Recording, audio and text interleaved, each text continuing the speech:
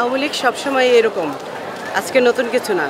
তার বাবা সমস্ত নেতাকর্মীদের নিয়ে আগস্ট মাসে মানে যে একটা মহা উৎসব করছিল সারা বাংলাদেশের মানুষকে রেখে, সে একদলীয়, এক জাতি এক দেশ, তার মেয়েও সেরকম করা শুরু করছে এবং সেই জন্য জাতি তার একটা উচিত সমুচিত জবাব দিয়ে দিয়েছে তাকে। সে পালিয়ে যেতে বাধ্য হয়েছে। আমার মনে হয় তার মানে পালিয়ে যাওয়া হচ্ছে তার মৃত্যুই শ্রেয় ছিল। তার মতো সে সারা জীবন বলে আসছে আমি মুজিব কন্যা, মুজিব কন্যা। সেই মুজিব কন্যাতে এতটুকু লজ্জা হইল না, সে পালিয়ে গেল। আমার বলার অপেক্ষা রাখে না।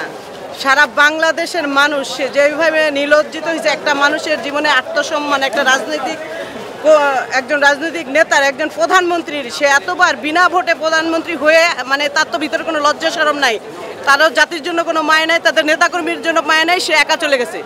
তার এই যে লক্ষ কোটি টাকা পাচার করেছে তার এই মন্ত্রী, তার মন্ত্রী পলকে পলকে সে ডিসিশন চেঞ্জ করলো, হাজার হাজার ছেলে মেয়েদের, আমাদের ছাত্র জনতাকে সে মেরে ফেললো। তার কোনো জবাবদিহিতে না করে সবার কথা হচ্ছে তার মন্ত্রীরা যেমন সেরকম তাদের বংশানুক্রমে এগুলি চলে আসছে। তার বাবা যেরকম করছে সেও সেরকম করছে। দেশের মানুষ এটা কোনোদিনই ভুলবে না। সে যেই কাজ করছে তার দলীয় নেতাকর্মী ভুলবে না।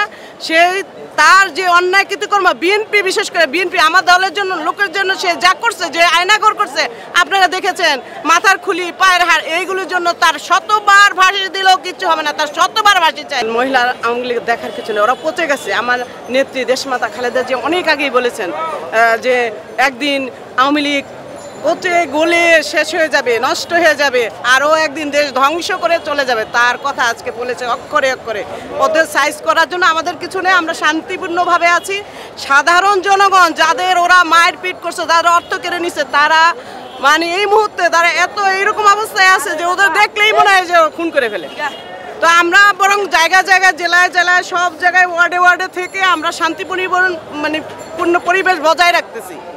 তাদের জন্য মারা না হয়, তাদের আইনের আওতায় আনবো। আমরা কেন মারবো? তারা অন্যায় করছে, আইনের আওতায়। আমরা সবাই জনগণকে আমরা এটা বোঝানোর চেষ্টা করি। ঠিক আছে, হ্যাঁ, আমাদের দেশীয় আইন আছে, তাদের মতো তো আমরা আয়নাঘর বানাবো না। আইন আছে, যা অন্যায় করছে, শত শত কোটি টাকা পাচার করছে, দেশের এই যে বড় বড় মেগা প্রজেক্ট করেছে, সেইগুলি সবগুলি আমরা জেলায় জেলায় লিস্টে আছে, কারা কি কাজ করছে, এগুলি ধরে ধরে আমরা তাদের আইনের আওতায় আনবো। কেন আমরা আইন নিজের হাতে তুলে নিব? কিন্তু সাধারণ পাবলিকের যে ক্ষোভ, ছাত্র জনতাকে আপনি মেরেছেন, তাদের সাথে কিভাবে কথা বলেন? আপনি বলেন রাজাকারের বাচ্চা, এখন দেখেন রাজাকারের বাচ্চা আপনি কি করেছে। আমরা বিএনপি রাজপথে ছিলাম, ঘুম হয়েছে আমাদের নেতাকর্মীরা, আজকে বাড়িতে নেই, অনেকেই প্রবাসী হয়েছেন, তারা মারা গেছেন, অনেকে জেলে থেকে তার বাবা মা কবর দিতে পারেন নাই। তারা যে অবস্থায় আছে, আমরা মনে করব খুব তাড়াতাড়ি একটা 3 মাসের মধ্যে একটা তত্ত্বাবধায়ক সরকার দিয়ে দেশের একটা শান্তিপূর্ণ বিরাজ করে একটা নির্বাচন দেন, সে তাদের জনগণের আশাকাঙ্ক্ষার একটা প্রতিফলন ঘটুক, সে যেই হোক। তা আমার দল জিতবে। আমরা ক্ষমতার জন্য রাজনীতি করি নাই। এই যে আমরা যাতে স্বাধীনভাবে চলাফেরা করতে, মুক্তভাবে আমাদের মিডিয়াগুলি চলতে পারে, আপনারা কথা বলতে পারেন, এটা বলার কিছু নাই। এটা মানে শব্দহীন। ইনশাল্লাহ অতি শীঘ্রই আমাদের নেতা আমাদের মাঝে উপস্থিত হবেন সশরীরে, ইনশাল্লাহ। আমাদের এই স্বাধীন সার্বভৌমত্বে আবার নতুন করে আমাদের কোমলমতি ছাত্রদের মাধ্যমে আমরা বিজয় অর্জন করেছি, নতুন করে স্বাধীনতা অর্জন করেছি। এই স্বাধীনতার স্বাদ আমাদের বাংলাদেশের প্রত্যেকটি নাগরিক ইনশাল্লাহ শান্তিপূর্ণভাবে উপভোগ করবে। আমরা আজ একটি মুক্ত স্বাধীন দেশে আমরা এসেছি। আমরা এই দেশে সুন্দর সুষ্ঠুভাবে চলাফেরা করার জন্য আমরা যারা এই দেশে লুণ্ঠন করেছে, যারা এই দেশে দুষ্কৃতী ছিল, তাদের আমরা দৃষ্টান্তমূলক শাস্তি দাবি করছি। এবং সাবেক প্রধানমন্ত্রী এবং স্বৈর শাসক এই দেশ থেকে পলায় ইন্ডিয়ায় সে ওখানে আছেন। আমরা দাবি জানাচ্ছি সরকারের মাধ্যমে, বর্তমান তত্ত্বাবধায়ক সরকার হোক, যেই সরকার আসবে সেই সরকারের মাধ্যমে আমরা তাকে দাবি জানাচ্ছি, তাকে দেশে আনে, তাকে দৃষ্টান্তমূলক শাস্তি দেওয়ার ব্যবস্থা করা হবে। এই মুহূর্তে আমাদের সাথে কথা বলবেন নিকৃষ্ট এবং সবচেয়ে বড় স্বৈরাচার, ফ্যাসিস্ট এবং জনগণের সম্পদ লুণ্ঠনকারী শেখ হাসিনার পদত্যাগ কোমলমতি ছাত্র জনতার মাধ্যমে নিশ্চিত হয়েছে। আমরা বাংলাদেশের জনগণ অবশ্যই এই 17 বছর যাতনা থেকে মুক্তি পেয়েছি। আমি বাংলাদেশ জাতীয়তাবাদী দলের সকল নেতৃবৃন্দকে এবং দেশবাসীকে বলবো, আপনারা শান্ত থাকুন, বিজয়ের স্বাদ উপভোগ করুন।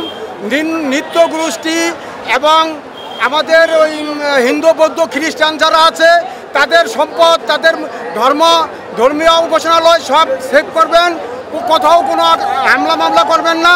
তারেক জিয়ার নেতৃত্বে আমরা আগামীতে দেশ গড়ব, সেই প্রত্যাশা সবার কাছে রইল। কখনোই আইন হাতে তুলে নেবেন না প্লিজ। আমাদের সামনে জাতীয় নির্বাচন, আমরা যদি তাদের সেই কাজটা, তাদের ওই দুঃশাসনের কোনো স্মৃতি আমরা যদি বহন করি, তাইলে কিন্তু আমরা তাদের কাতারে চলে গেলাম। প্রিয় ভাই বোনেরা, প্রিয় ভাইয়েরা, সবার কাছে আমার একটা বিনীত অনুরোধ, পরাজিতদের সাথে আমরা তাদেরকে বুঝিয়ে দিতে চাই যে বাংলাদেশ জাতীয়তাবাদী দল কখনোই প্রতিশোধের হিংসা প্রয়োগ করে রাজনীতি করেন না। তারেক জিয়ার সেই রাজনীতি, তারেক জিয়ার দেশ এবং জনগণকে নিয়ে রাজনীতি করবেন এবং জনগণের ভালোবাসা নিয়ে দেশ চালাবেন। সবার কাছে আমি সবনীয় অনুরোধ করবো। পলাই গেছে বাংলাদেশের স্বৈরাচারী সরকার শেখ হাসিনা স্বরাষ্ট্রমন্ত্রী বলছে, ওবায়দুল কাদের বলছে তারা এখনো বাংলাদেশে নাই। তারা আসুক বাংলাদেশে, সাহস থাকলে বাংলাদেশের মাটিতে আসে বলে যে আমরা আছি। তার বিচার বাংলাদেশে আইনের কাঠগড়ায় দাঁড়া করাতে হবে। ফাঁসির জায়গা হইব না, ফাঁসির জায়গা হইব না।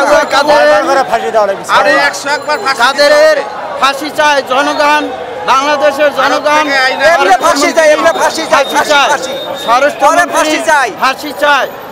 বাংলাদেশের জনগণ ওকে ফাঁসি দিলে কাদের খুশি হবে? বাংলাদেশের জনগণ, ছাত্ররা খুশি হবে। ছাত্র রক্ত এদেশে মাটি ভিজে গেছে, ওদের ফাঁসি দিলে বাংলাদেশ খুশি হবে।